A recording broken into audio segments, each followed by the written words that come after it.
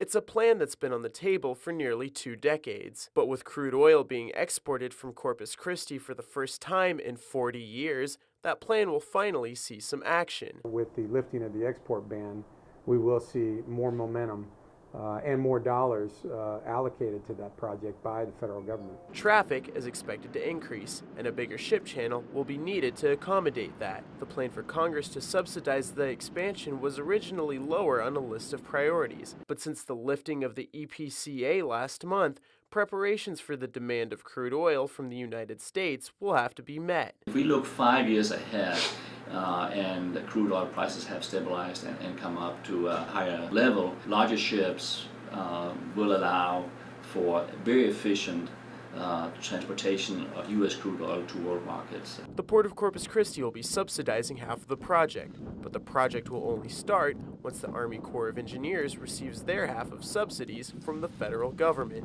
something Chief Operating Officer Sean Strawbridge is confident we will see soon. We do have to compete with other ports for those funds, but we believe that Corpus Christi's proximity to the Eagle Ford and Permian oil fields position us extremely well for a preference for being a recipient of those funds.